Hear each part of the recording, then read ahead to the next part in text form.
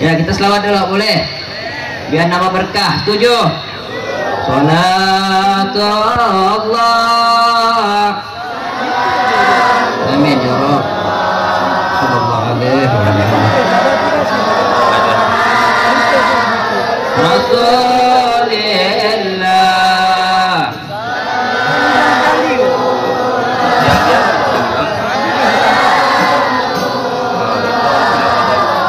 Ala yasin habibillah dawasana. Amin ya Rabb. Wabil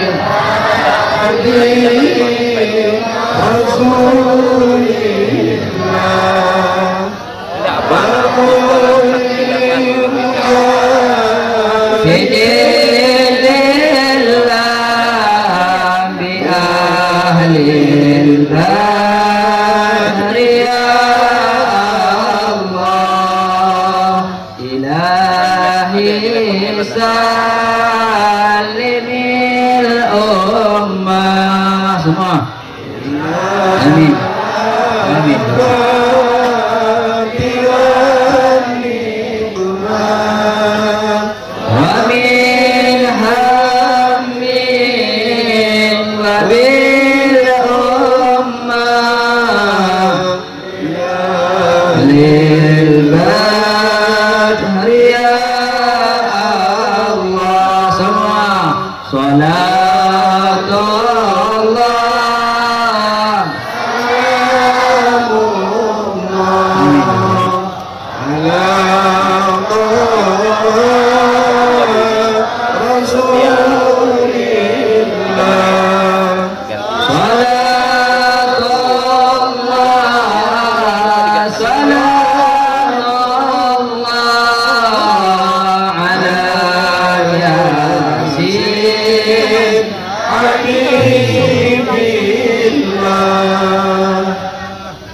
Sekarang mau nanya, siapa tahu selawat ini?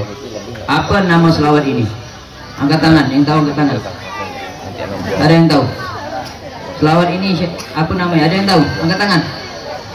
Selawat, selawat, selawat. Ada yang tahu? Angkat tangan. Selawat, angkat tangan, angkat tangan, angkat tangan. Nah, harus angkat tangan. Mau dapat hadiah harus angkat tangan. Ayo, mau hadiah nih? Selawat, dapat hadiah. Harus angkat tangan tapi. Amplop insya Allah disediakan 50 lembar. Insya Allah bisa sampai ke untuk isi bensin lah. Ayo sampaikan sana. Nggak dikasih sana. Nanti setiap pertengahan tetap ada tanya jawab, dan setiap tanya jawab ada amplop khusus dari saya sendiri. Assalamualaikum warahmatullahi wabarakatuh.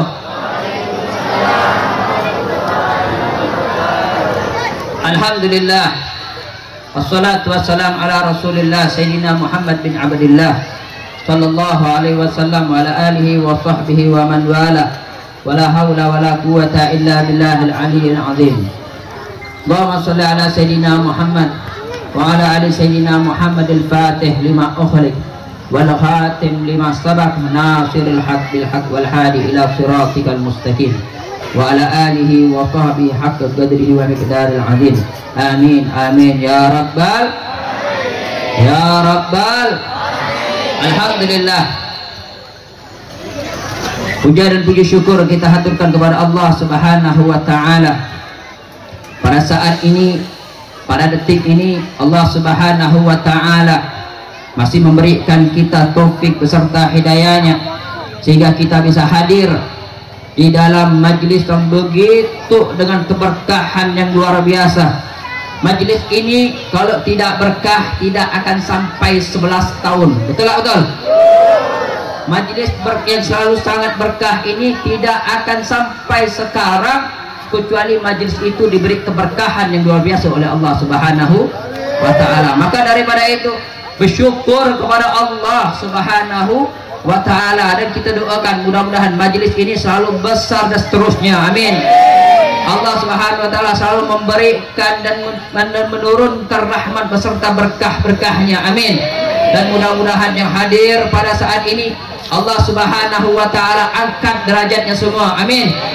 Dan mudah-mudahan hadir di tempat ini Allah Subhanahu wa ta'ala angkat semua penyakit-penyakitnya. Dan mudah-mudahan yang bawa anak semuanya menjadi anak-anak yang soleh dan soleha, amin ya rabbal alamin. Dan tidak lupa pula kita haturkan kepada orang tua kita semua, wabil khusus Raja Kubu Syarif Ibrahim bin Nuh Al-Idrus, kita doakan beliau mudah-mudahan masa jabat beliau Allah titipkan amanah untuk beliau. Mudah-mudahan amanah yang dititipkan kepada beliau, mudah-mudahan beliau bisa mengkabulkan semua apa yang telah Allah titipkan pada beliau. Yang kita doakan untuk beliau, mudah-mudahan Allah angkat derajat beliau, diberi kesehatan jasmani dan rohaninya, dan mampu untuk mengemban amanah ini. Dan Allah Subhanahu wa ta'ala khususnya untuk beliau, mudah-mudahan beliau selalu hadir di tempat kita di mana kita membutuhkan beliau, amin ya rabbal alamin. Dan gitu pula kepada pangeran-pangeran lainnya, panglima-panglima lainnya yang mohon maaf tidak saya bisa sebutkan satu persatu, tapi tak mengurangi rasa sayang dan cinta saya kepada antum semuanya. Dan begitu juga kepada Bapak Bupati yang diwakili oleh Bapak Alfian, Bapak Haji Alfian, kita doakan beliau mudah-mudahan selalu sehat walafiat.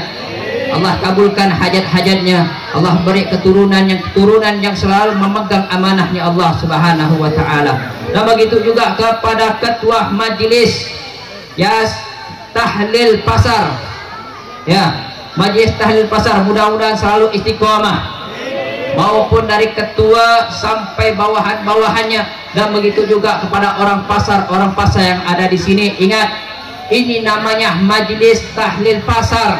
Orang pasar wajib hadir, betul nggak betul? Orang pasar semuanya wajib hadir, betul nggak betul? Ya, kita doakan kalau emang mereka hadir, mudah-mudahan Allah semua kabulkan hajat-hajatnya. Kalau emang mereka hadir setiap bulannya, setiap bulan atau setiap minggu, setiap malam Jumat, ya, maka setiap malam Jumat wajib hadir sebanyak ini. Setuju tak setuju? Ya, maka orang pasar semuanya apabila ingin semua hajatnya dikabulkan oleh Allah, hadir majelis ini. Setuju? Tapi ingat, kalau orang pasar tak mau hadir, ingat, jangan salahkan Allah, jangan salahkan majelis taklim kalau Allah cabut keberkahan dari pasarnya, betul? Maka setuju tak setuju kalau ramai setiap minggu seperti ini? Setuju tak setuju? Kita doa kepada Allah Subhanahu wa ta'ala, mudah-mudahan Allah beri keberkahan semuanya, mudah-mudahan Allah lancarkan semua rezekinya, mudah-mudahan Allah lipat gandakan rezekinya, mudah-mudahan Allah beri keberkahan pada rezekinya. Semoga tahun depan acara lebih besar lagi daripada ini, amin ya rabbal alamin. Saya ini semangat malam ini. Tahu kenapa enggak? Ada ibu-ibu yang di ujung sana senyum terus tengok saya. Ya. Kalau saya lagi tengok orang, saya tak bisa lah tak pandang dia tuh. Ya. Ya. Tak bisa tak pandang dia tuh, dia senyum terus. Tak tahulah janda ke atau ada anak dara. Ya, bingung saya. Beb, tak usah tinggalkan saya sini, Beb. Ngamuk bini saya di rumah. Ya, alhamdulillah. Dan begitu pula jangan lupa berselawat bersertakan salam. Mari kita hancurkan para junjungan kita, Nabi besar kita, Nabi agung kita, yang mana Nabi ini tidak sama dengan nabi-nabi lainnya. Nabi ini yang begitu rahmatan lil alamin, Nabi yang selalu membuka pintu rahmatnya, membuka pintu rahmatnya Allah untuk siapa? Untuk umatnya. Siapa beliau? Yaitu baginda Rasulullah Muhammad sallallahu alaihi wasallam. Mudah-mudahan kita mendapatkan syafaat dari Rasulullah sallallahu alaihi wasallam. Mudah-mudahan kita yang hadir di tempat ini kita mendapatkan nazrah, kita dapat pandangan dari Rasulullah sebagai umatnya baginda Rasulullah Muhammad sallallahu alaihi wa alihi wa sahbihi wasallam.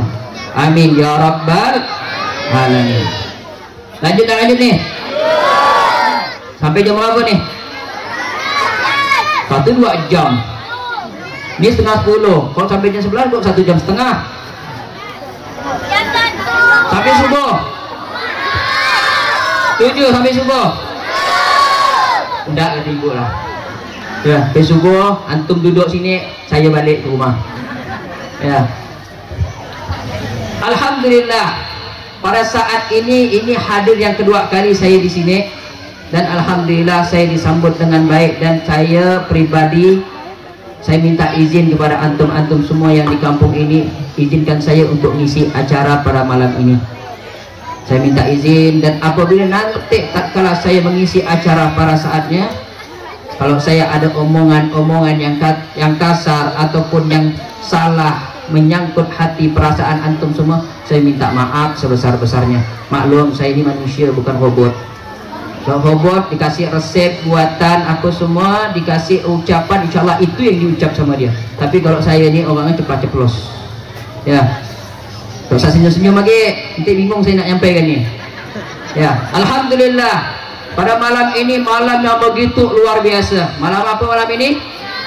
Malam 10 Muharram. Malam yaitu dikatakan Lailatul Asyura. Malam daripada malamnya malam 10 dari bulan Muharram. Bulan malam ini yang begitu luar biasa. Allah Subhanahu wa taala menciptakan malam-malam ini khususiyah untuk siapa? Untuk umatnya Nabi Muhammad sallallahu alaihi wasallam. Maka kita bersyukur. Bersyukurnya apa? Menjadi umatnya Nabi Muhammad. Tak akan diketemukan tatkala masuknya malam 10 Muharram adanya duduk seperti ini, tidak akan ketemu. Carilah di nabi-nabi lainnya. Bahkan di pada malam-malam ini Allah Subhanahu wa taala menyuruhkan malaikat-malaikat yang ada di langit, Allah suruh turun semuanya. Untuk apa? Untuk memberikan satu tetes air kepada semua air yang ada di muka bumi ini, dijadikan air Zam-Zam. Luar biasa tak? Untuk siapa nih? Untuk umatnya Nabi Muhammad. Siapa umatnya Nabi Muhammad? Ini kita semua yang ada hadir di tempat ini, dan semuanya yang ada di dunia ini. Ya, semuanya air yang ada di muka bumi ini itu dijadikan oleh Allah air Zam-Zam. Makanya ada salah satu amalan aflafun saleh, apabila malam ini ada orang mandi pada malam ini subuh nanti, maka Allah Subhanahu wa taala akan angkat penyakit-penyakitnya semua. Jangan amin kalau tak mandi. Ya, apa ke malam Jumat nih? Hari panas pun jadi sejuk mandi subuh tuh. Betul tak betul? Oh, itu tim-tim jihad semua tuh. Ya. Pokok siap dah malam ini 2-3 ronde. Betul Pak? Betul tu Bapak dah. Nampak ya tua lah, video kan gagah. Ya, maka malam ini malam Jumat, ya Allah Subhanahu wa taala pas di malamnya Asyura, Allah menyuruh malaikat semua turun ke muka bumi, mengubah air yang mana air sungai, air laut berubah menjadi air Zam-Zam. Dan apabila ada orang mandi pada subuh ini, pada malam ini, maka Allah Subhanahu wa taala akan angkat penyakit-penyakitnya semua. Dan mudah-mudahan kita semuanya bangun nanti subuh dan mandi untuk melakukan sunnah-sunnah yang telah diajarkan. Siap tak siap? Oh, tuh itu habis jihad tuh. Yang siap mandi pasti habis jihad.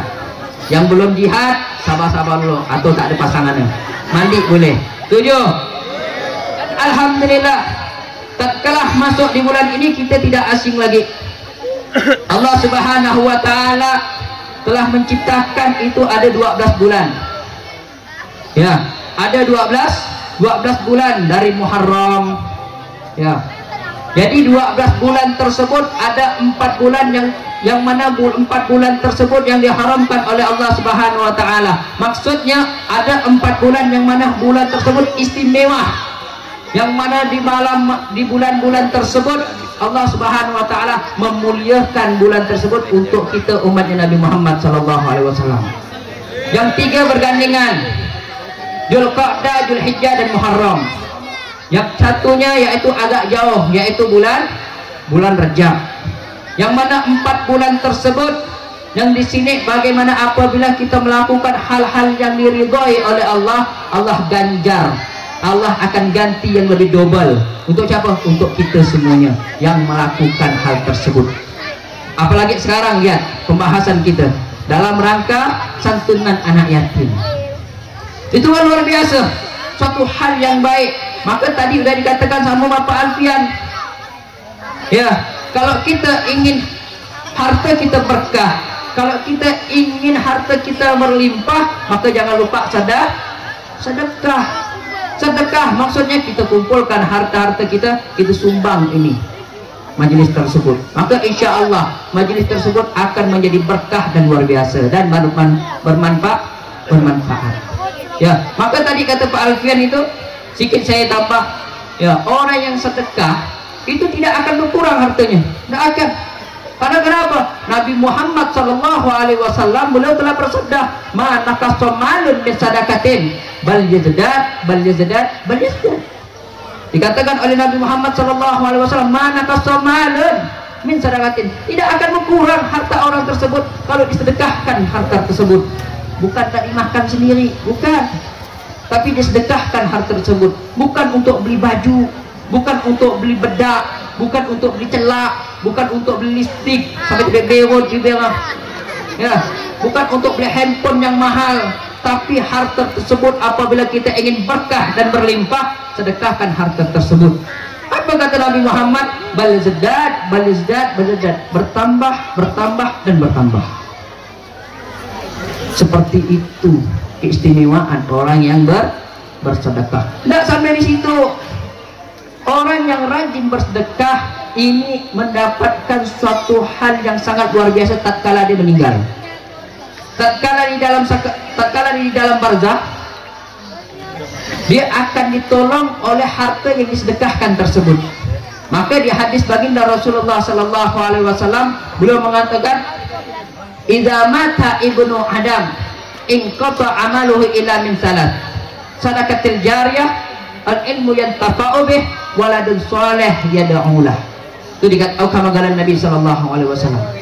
Apabila meninggal anak cucu Adam, maka semuanya akan terputus, semuanya akan ditinggalkan. Harta yang kau cari sebanyak-banyaknya, yang bermiliar-miliaran, bertriliun-triliunan, itu akan ditinggal. Istri yang cantik, anak yang luar biasa, yang gagah dan luar biasa, itu akan ditinggal semuanya.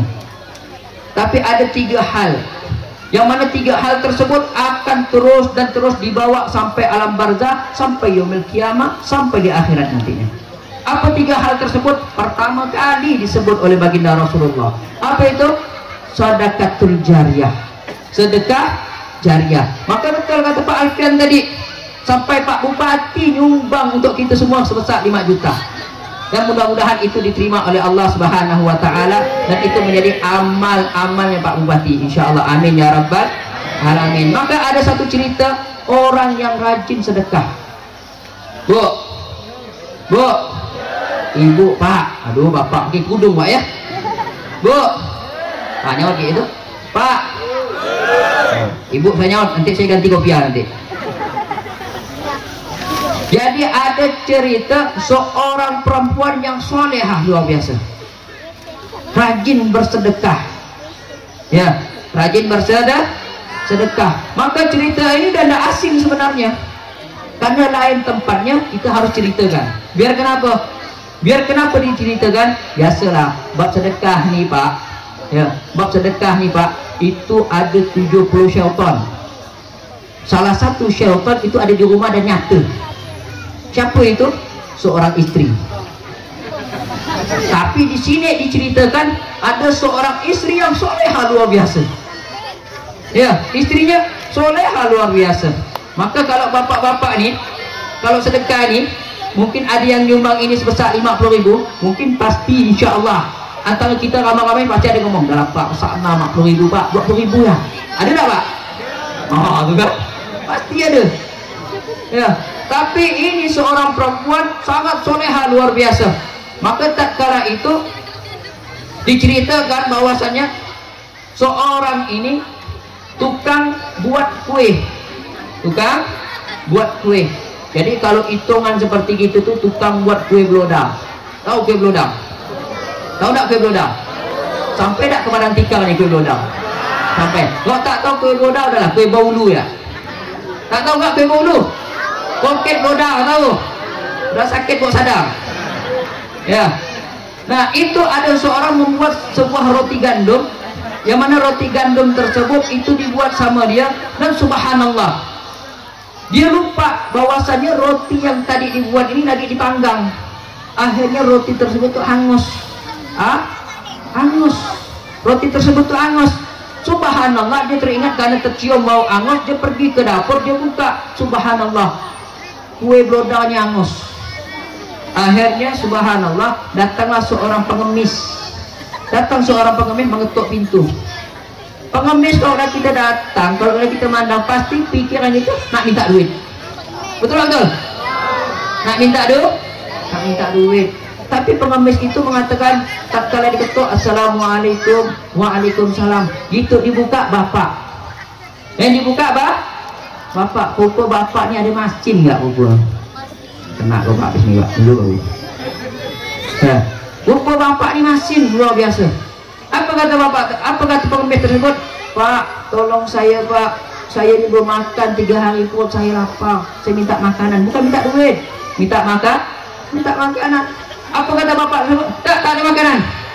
Tidak ada makanan. Pulang ke sana. Subhanallah, bapak tersebut tak sadar nih, tadi dia mau manggang kue dan kue itu hangus. Kok pikiran kita, apalah salah kasih orang tersebut, ya tak? Tapi tidak pula bagus ngasih orang tuh makanan yang jelek. Ya, bukan ajaran Nabi Muhammad itu. Ya, Nabi Muhammad itu kalau ngasih makanan itu sesuatu makanan yang kita senang. Ya, misalnya kita suka kue apa nih? Misalnya kita suka kue bingke, kita ingin makan, ada orang minta, dahulukan orang tersebut. Itu yang disuka oleh Nabi Muhammad. Tapi bapak itu mengatakan apa? Tidak ada makanan, keluar. Diusir, emang masih dengan bapak nih. Buku bapak lebih banyak setan dulu. Ya tak pak? Ya. Jadi tatkala omongan seperti itu, seorang istri mendengar dari dalam rumah ada orang pengemis minta dan lapar. Tapi ingat bu ya, ibu mengeluarkan harta yang bapak kasih kepada ibu sedekahkan kepada orang lain tanpa izinnya suami, tidak boleh, haram. Haram. Tapi lihat cerita seperti ini, orang yang sedang membutuhkan. Akhir tatkala seorang ibu mendengar hal tersebut, ibu pun pergi ke dapur mengambil roti, yang mana roti tersebut ini yang udah angus. Tapi subhanallah, angus itu dipotong sama dia, dibuang sama dia, dan ibu tuh lari lewat dapur mengejar orang pengemis tersebut tanpa seizin bapak. Dikejar dan orang pengemis tersebut berdoa, alhamdulillah, berterima kasih, mendoakan mereka semua. Akhir pengemis itu pun makan. Subhanallah, di waktu yang sama ada seseorang yang meninggal. Tatkala orang meninggal, rupanya bapak ini yang tukang buka pintu tadi, yang masih melekut dan sebagainya, itu rupanya juga tukang gali kubur. Tukang gali kubur. Tatkala dia menggali kubur, saking ngasihnya gali kubur, dia dalam keadaan letih, menunggu jenazah ini datang ke kubur, mau dikebumikan. Karena letih, Allah beri dengan ngantuk, akhirnya dia tidur dalam kuburan. Mujurkan badan, ya, membujurkan badannya, kaki dibujurkannya, badannya disandang ke liang lahatnya. Tatkala dia tidur, subhanallah, itulah malaikat munkar dan nakir tuh. Kalau kita tak kenal, maka langsung sembat sama dia. Maka macam mana cara kenal malaikat munkar dan nakir? Tahu cara? Mau tahu atau enggak? Mau tahu atau enggak? Masuk dalam kuburan, ikut bapak tadi itu. Ya, tatkala dia bangun tersandar, pagi itu tersandar, malaikat munkar dan nakir pun datang. Subhanallah, gitu datang tak kitanya, langsung disempat sama malaikat munkar dan nakir. Tatkala disempat sama malaikat munkar dan nakir, apa yang terjadi? Subhanallah, roti yang hangus tersebut itu datang menghampiri sembatan tersebut, dan bapak itu tidak terkena sembatan dan dihalangi oleh roti yang hangus tersebut. Faedahnya apa? Sedekah jariah yang simpel tapi bisa menyelamatkan orang dari sembatan api, dari sembatan malaikat munkar dan nakir. Akhirnya bapak itu untuk bangun, terperanjat dia, lari dia. Subhanallah, ditutupkan ada lari, jenazah pun datang. Orang bingung. Siapa yang nak hubungan ini? Untung hubungan dari gadis. Akhir bapak itu pun lari, langsung masuk dalam kamar, langsung ambil selimut. Dan dia dalam keadaan gemetar, keringat dingin. Lihat istri soleha, bu, lihat istri soleha, bu. Tak kalah ketemu suami seperti itu, bukan dileteran, bu. Bapak ini buat tadi habis gali kuku, baju kotor-kotor langsung nak naik atas kasur. Bes, kena repek bapak. Tapi lihat, diagak bapak tersebut, dibukanya selimut tersebut, ditanya, bapak kenapa pak? Akhir bapak pun bercerita tentang cerita yang tadi dialami sama dia. Aku terkejut, kata bapak. Tapi subhanallah, aku melihat sebuah roti, yang mana roti tersebut barusan aku bakar dan itu menghalangi kesempatan malaikat tersebut. Apa kata ibu tersebut? Pak, saya minta maaf, betul pak. Dan istri yang soleha, itulah minta maaf sama suami. Ini kalau istri ini salah, dibalik kepada awal. Yang pertama dia tak pernah salah, kalau dia salah dibalik ke awal, tak pernah salah dan tak akan minta maaf. Betul lah betul? Oh, yang jawab laki-laki semua pastinya. Ya, tapi subhanallahnya, tak kalah istri datang kepada suami, dia minta maaf. Maaf pak, sebenarnya roti yang tadi itulah roti yang saya kasih tanpa izinnya bapak. Saya kejar pengemis tersebut dari pintu belakang.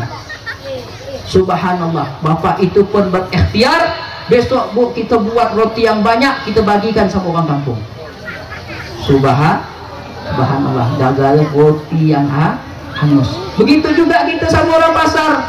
Kalau udah tahu acara seperti ini, tak perlu lagi diminta. Datang jaga, Pak Ustadz, kapan acara kita nih? Maka Pak Ustadz semangat. Gitu acara kita gotong royong semuanya.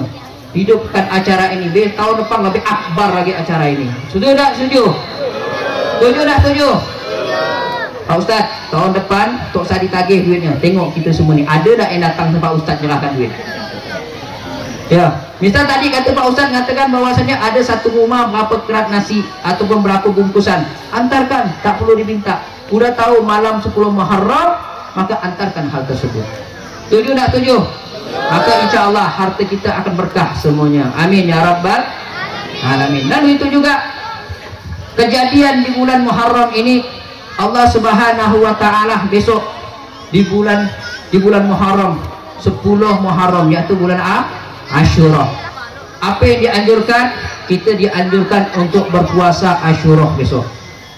Ya, bagi besok yang tidak ada halangan, dipersilakan untuk berpuasa besok hari di bulan Muharram, di tanggal 10-nya Muharram. Itu dikatakan Shaumul Asyura. Ya, dianjurkan untuk berpuasa Asyura. Karena kenapa? Dikatakan oleh baginda Rasulullah sallallahu alaihi wasallam, afdalus siyami ba'da Ramadan siyami syahrul syahrul al-Muharram. Atau kata Nabi sallallahu alaihi wasallam, afdalnya puasa setelah bulan Ramadan, yaitu dianjurkan kita untuk berpuasa di bulan 10 hari, yaitu di bulan Muharram, yaitu bulan Asyura. Besok kita dianjurkan untuk berpuasa. Karena kenapa? Besok puasa sunnah yang dianjurkan oleh Nabi Muhammad sallallahu alaihi wasallam. Maka cerita 10 Muharram ini bukan hanya buat-buatan, bukan. Emang udah ada sejarah waktu zaman-zaman terdahulu. Maka sejarah tersebut udah diceritakan sama yang mulia raja kita. Tadi udah ceritakan 10 Muharram ini banyak kejadian yang luar biasa. Yang pertama, Nabi Allah Adam alaihi salam. Tatkala Nabi Allah Adam alaihi salam diciptakan oleh Allah di dalam surga, tatkala waktu itu Nabi Allah Adam sendiri. Maka Allah ciptakan perempuan yang bernama Siti Hawa. Tatkala Allah ciptakan Siti Hawa digandingkan sama Nabi Allah Adam alaihi salam, maka Allah menyuruh Nabi Adam untuk melakukan semua hal yang dilakukan dalam surga diperbolehkan oleh Allah Subhanahu wa taala. Mau makan apapun ada, mau melakukan apapun boleh, tapi satu mintanya Allah, jangan kau dekatkan buah kuldi. Itu ceritanya Nabi Allah Adam alaihissalam. Nah, tatkala Nabi Allah Adam alaihissalam memakan buah kuldi, maka Allah subhanahu wa ta'ala mengeluarkan Nabi Allah Adam dari dalam surga ke dunia ini.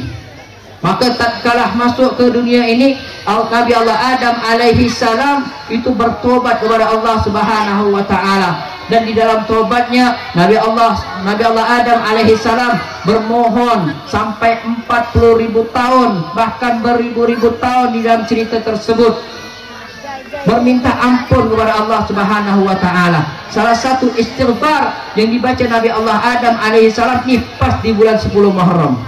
Apa doanya? Rabbana zalamna anfusana wa ilam taghfir lana wa tarhamna lakuna minal khasirin. Itulah doa istighfar Nabi Allah Adam alaihi salatu wassalam. Maka kita untuk besok memperbanyak baca tersebut, Rabbana zalamna anfusana wa ilam taghfir lana wa tarhamna lakuna minal khasirin. Doa itu, istighfar itu yang diciptakan oleh Nabi Allah Adam alaihi salatu wassalam. Dan Allah subhanahu wa ta'ala menerima tobatnya Nabi Allah Adam kapan? Di 10 Muharram, yaitu bulan Asyura. Dan begitu juga kepada Nabi Allah Nuh alaihi salam, juga menyediakan perahu yang luar biasa. Begitu juga kepada Nabi Allah Yunus alaihi salam yang dimuntahkan oleh hiu, keluar dari perutnya ikan hiu. Dan begitu juga kepada Nabi Allah Musa alaihi salatu wassalam. Nabi Allah Musa alaihi salatu wassalam tatkala dikejar oleh Fir'aun, dikejar-kejar oleh Fir'aun, tatkala melewati suatu laut yang begitu luar biasa, Allah menyelamatkan Nabi Allah Musa alaihi salam kapan? Di 10 Muharram, yaitu 10 Asyura. Nah, maka kita sebagai umatnya Nabi Muhammad SAW lebih berhak untuk merayakan hal tersebut, sebagaimana yang diceritakan oleh baginda Rasulullah SAW. Tatkala Rasulullah SAW memerintahkan semua pada sahabat-sahabatnya, apa dikatakan Nabi? Ya ashabi, wahai sahabat-sahabatku, besok kita berpuasa di bulan 10 Muharram. Maka sahabat Rasulullah SAW bertanya, ya Rasulullah, kenapa kita berpuasa besok hari? Sedangkan puasa besok hari di 10 Muharram itu ialah puasanya orang-orang Yahudi dan Nasrani. 10 Muharram orang Nasrani dan orang Yahudi juga berpuasa. Maka ditanya oleh Nabi Muhammad SAW, di mana yasumun? Kenapa mereka itu berpuasa? Karena besok hari yaitu hari yang mana mereka senang, mereka bergembira, mereka sangat bersyukur karena Nabi Allah Musa alaihissalam diselamatkan oleh Allah dari kejaran Fir'aun. Tapi apa kata Nabi Muhammad? Kalau seperti itu aku juga wajib, dan itu sebenarnya hak kita untuk merayakan hal tersebut, bukan hak mereka. Karena kenapa? Nabi Allah Musa alaihi salatu wassalam juga rata-rata nabi yang mana nabi-nabi tersebut yang kita imani, mereka itu hanya sekedar buat-buatan untuk hal tersebut. Kita sebagai umatnya Nabi Muhammad meyakinkan hal tersebut, maka besok kita dianjurkan untuk berpuasa mengikuti Nabi Muhammad sallallahu alaihi wasallam. Maka tidak sampai di situ. Nabi Muhammad sallallahu alaihi wasallam beliau mengatakan bahwasanya kita harus berbeda sama mereka, yang mana mereka hanya berpuasa di bulan Asyura 10 Muharram, kita harus beda dari yang lain. Maka Nabi Muhammad SAW beliau mengatakan, seandainya umur aku akan sampai untuk tahun depan, maka aku akan berpuasa di hari Tasu'a, yaitu hari ke-9 di bulan Muharram. Ini hari ini nih dianjurkan untuk juga berpuasa. Untuk apa? Biar membedakan kita sama orang Yahudi dan orang Nasrani. Oh, bagaimana tadi kalau kita tidak berpuasa? Maka kita dianjurkan untuk berpuasa di hari ke-11-nya. Nanti besoknya lagi kita berpuasa. Untuk apa? Untuk memperbedakan antara kita sama orang Yahudi dan orang Nasrani. Apa faedah di sini? Nabi Muhammad sallallahu alaihi wasallam beliau tidak mau sama dengan orang-orang Yahudi dan Nasrani. harus ada perbedaan antara umat muslim, orang Islam dengan orang Yahudi dan orang Nasrani. Harus ada perbedaan. Maka Nabi Muhammad SAW itu tidak mau.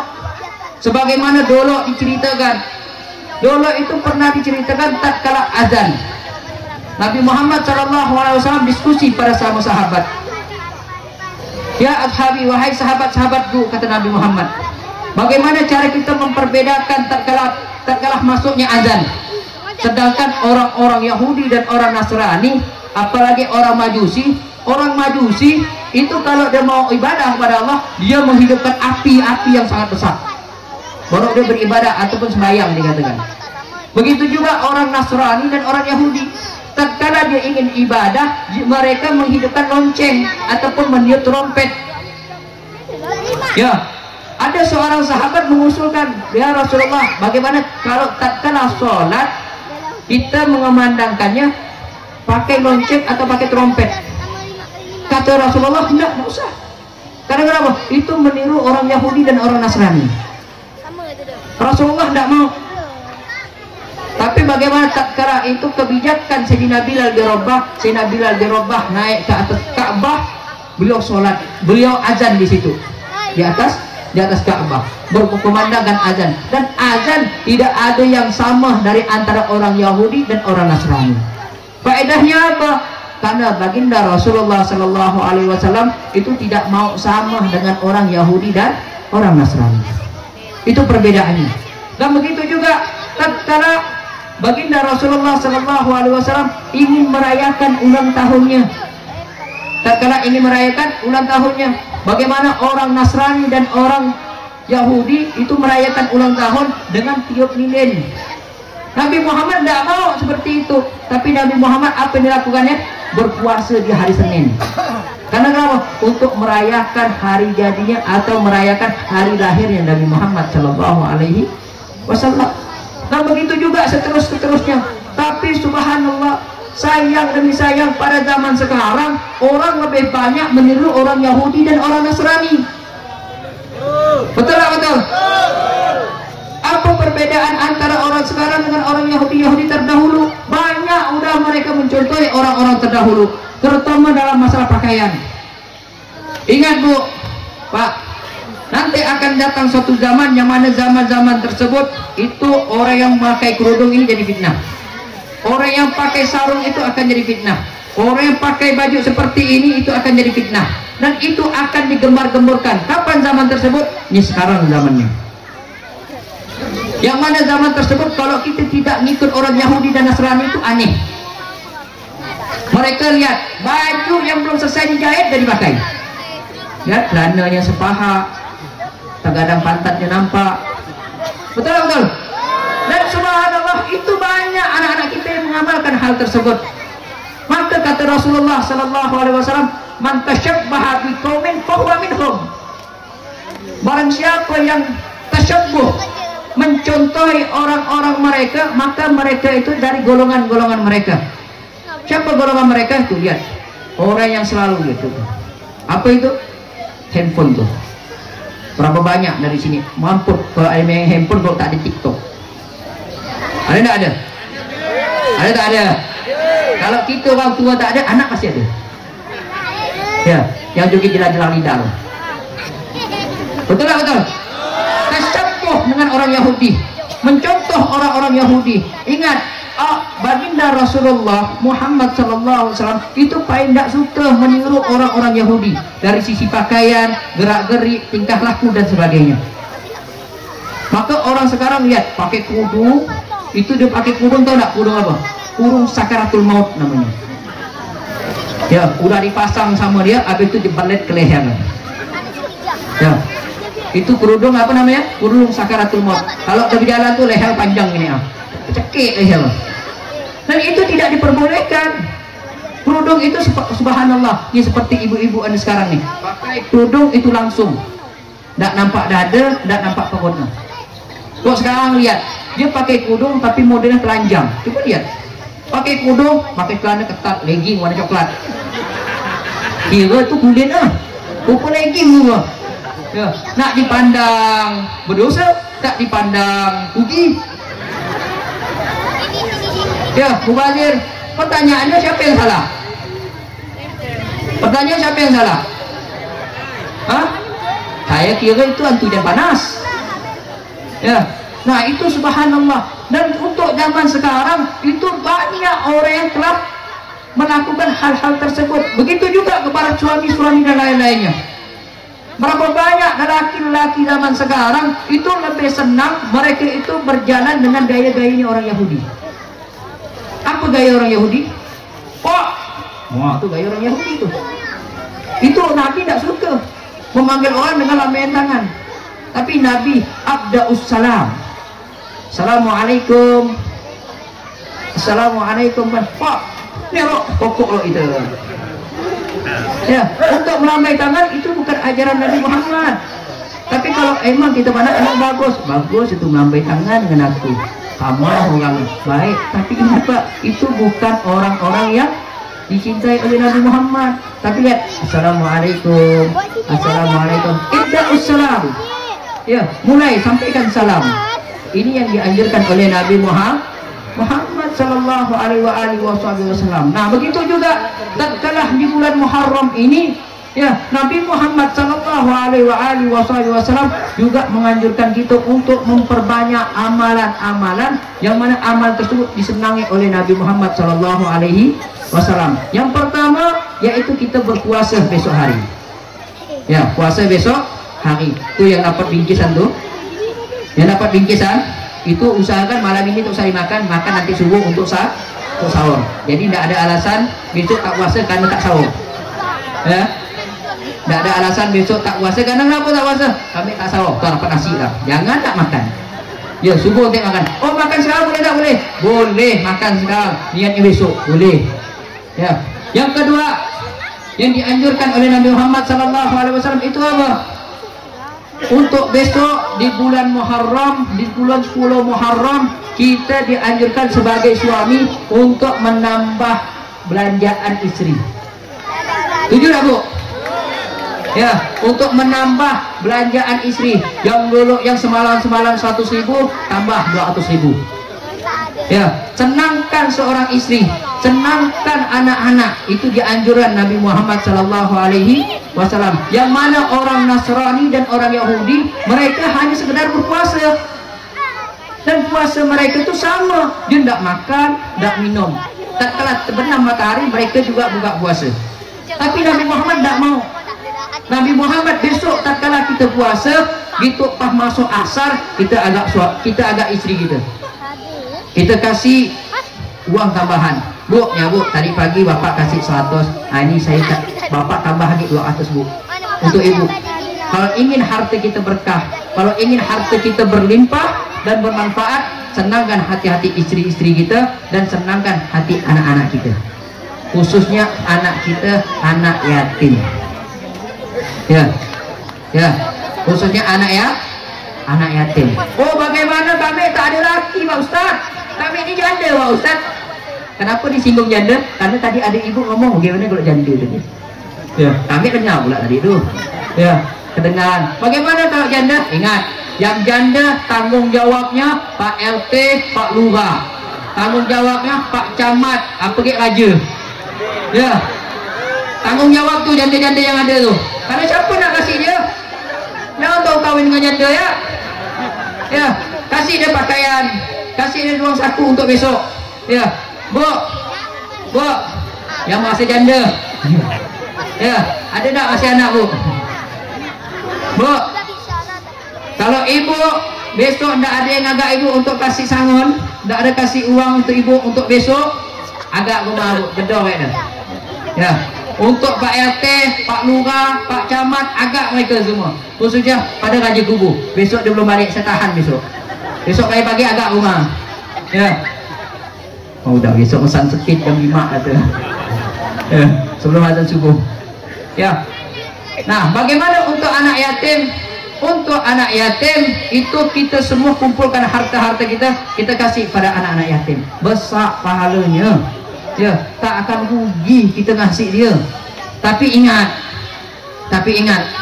untuk kita mengayomi anak yatim bukan khususnya di bulan Muharram, ya. untuk kita menyenangkan anak yatim, untuk kita menyenangkan anak yatim, bukan untuk di bulan Muharram saja. Kita menyenangkan anak yatim itu kalau bisa setiap hari. Tak mampu setiap hari, seminggu sekali. Kalau tak bisa seminggu sekali, sebulan sekali. Kalau tak bisa sebulan sekali, 1 tahun sekali. Kalau tak bisa menyenangkan anak yatim setahun sekali, mati ya. Ya, sisihkan harta kita dari belanjaan 2.000 rupiah, masukkan dalam tok. Oh, tak bisa kami Pak Ustaz, setiap hari itu tak bisa. Lihat, kita ni mengadakan acara ni setiap hari ke setiap tahun? Setiap tahun. Kumpulkan duit 2.000. Uang habis belanja. Sebulan berapa? 60. Dikalikan 10 bulan, berapa duitnya? 600.000. Bagus aku beli bedak. Tidak? Beli gewang. Ya, 600.000. Kalau semua ini yang ada di sini mengumpulkan 1 hari 2.000, 600.000 kau nak acara macam mana ya? Ya, dari ujung sini sampai ujung kulon tu bisa. Nak adakan acara macam mana ya? Insya Allah, dan acara itu bermanfaat, dan harta kita yang kita kumpulkan sangat bermanfaat. Ya, harta itu yang kita cari itu bukan berapa banyaknya, tapi harta yang kita cari itu sebagaimana keberkahannya. Kalau harta itu berkah, pasti bermanfaat. Untuk ini bisa, untuk itu bisa, untuk dibedak bisa, untuk dikincu bisa, untuk dicelak bisa, untuk dirokok bisa. Kalau hartanya berkah. Tapi kalau harta yang dicarinya banyak tanpa ada keberkahan di dalamnya, lihatlah KPK datang ke rumah. Apa? Korupsi lagi. Berapa banyak pejabat kita masuk penjara? Betul? Tanda kenapa? Korupsi. Mungkin mencari banyaknya harta, bukan berkahnya harta. Tapi kalau kita cari berkahnya harta, lihat 2.000 rupiah ini manfaatnya untuk apa? Tabungan. Sebulan 60.000. Dapat berapa bungkus pokok tu? Ya, kalau 30.000 dapat 2 bungkus. Sebulan kalikan 10 bulan 600.000. 600.000 dari kita ni satu orang 600.000 untuk 10 orang ya 6 juta. 100 orang. Oh, aku banyak dulu. Oh, macam mana ni duit sebanyak ini? Kita undang penceramah yang luar, kita besarkan acara, udah kita buka prasmanan. Wah, sedap tak acara macam tu? Sedap tak acara seperti tu? Prasmanan, makan sendiri, buka sendiri, habis itu tinggal selap panitia, nyuci piring sendiri. Nyaman ngomong. Ya, nah maka daripada itu kita dukung acara-acara seperti ini. Ya, kita dukung, kita bantu semuanya, khususnya orang-orang pasar di sini. Karena ini kewajiban antum setiap tahun, bukan anjuran, tapi kewajiban antum untuk menyumbang hal tersebut. Karena apa? Acara ini sangat bermanfaat untuk kita, sangat bermanfaat untuk anak dan istri kita, sangat bermanfaat untuk anak-anak yatim. Seandainya ini tidak bermanfaat, untuk apa kita ngadakan? Betul? Nah, maka daripada itu, ya, anjuran untuk besok 10 Muharram. Ya, untuk besok 10 Muharram kita agak anak-anak yatim yang ada, kita usap palanya dia dan kita minta doakan kepada dia. Karena apa? Anak yatim doanya makbul. Anak yatim doanya makbul. Apalagi anak yatim tersebut yang nakal. Ya, anak yatim itu memang gitu, memang dititip sama dia sifat nakal yang luar biasa. Ya, maksudnya nakal tersebut itu anak ini bandel ni luar biasa, tak bisa dikasih tahu. Itulah sifat anak yatim. Karena kenapa? Karena Allah ingin mengangkat derajatnya orang tersebut.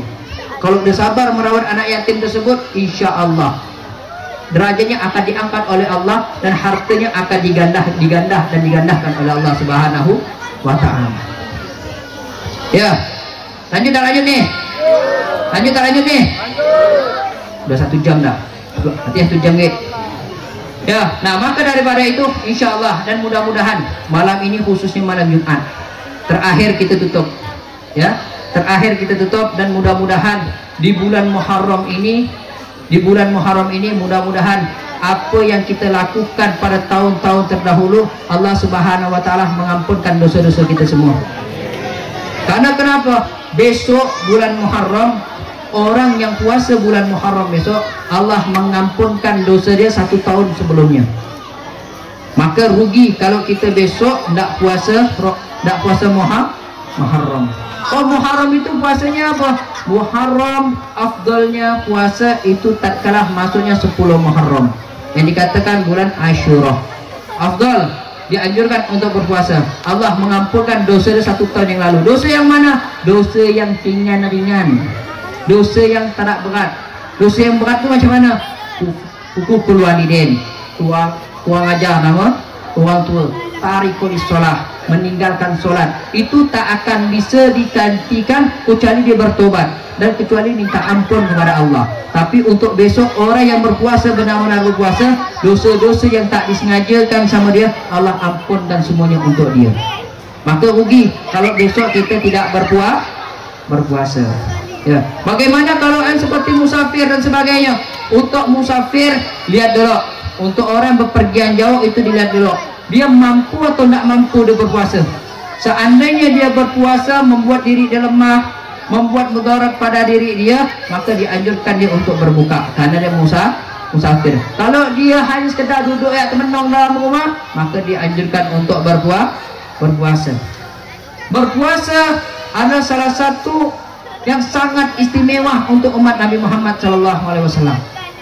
Makanya orang yang rajin berpuasa itu ada khusus surga untuk dia. Orang yang sering shaim, orang yang sering berpuasa itu nanti akan masuk surga. Itu khusus untuk orang yang senang dengan puasa. Nanti itu masuk surga sendiri. Ya, yang mana dalam surga tersebut itu semuanya orang yang rajin puasa semuanya. Dia suka Senin Kamis, dia suka Senin Ayyamul Bid 13, 14, 15. Dia suka puasa kodok, dia suka puasa nazar, dia suka puasa Nabi Allah Daud. Hari ini puasa, besok enggak, hari ini puasa, besok enggak. Dan orang tersebut akan ditempatkan khusus oleh Allah Subhanahu wa taala di surga-surga orang yang rajin berpuasa. Nah, maka untuk kita, ya, mulai besok kita berpuasa besoknya. Dan kita ajarkan pada anak-anak kita. Jangan kita puasa ini kita sendiri ya. Ya, kita ajarkan anak-anak kita. Karena kenapa? Anak-anak kita semuanya inilah salah satu penerus kita nantinya. Maka kalau kita ingin mendapatkan anak-anak yang berbakti pada orang tua, diajarkan anak tersebut dari sekarang. Jangan dikasih handphone, jangan dikasih HP. Ya, dan alhamdulillah anak punya anak di rumah 2. Ya, itu subhanallah, alhamdulillah, karena ketegasan dari kita semua, anak tersebut tidak main handphone dan tidak main HP. Biarkan dia nangis. Ya, oh kasihan nengok dia nangis sampai macam. Lebih baik dia tidak main handphone daripada kita kasih dia handphone. Karena kenapa? Handphone sekarang lebih bahaya dari pisau. Kalau kita punya anak main pisau, tangannya luka, insya Allah setelah itu kita kasih pisau, dia tak akan mau main pisau. Coba ya. Tapi tak kalah kita kasih handphone, tak kalah kita kasih, kita ambil, dia akan nangis jadi-jadinya, dan itu tidak akan bisa kita untuk mengalahkan nangisnya dia. Maka daripada itu jangan kita kasih anak-anak itu handphone. Dan juga handphone tersebut akan lebih banyak mudaratnya. Dan handphone inilah yang dikatakan Nabi Muhammad SAW fitnah di akhir zaman. Fitnah di akhir zaman.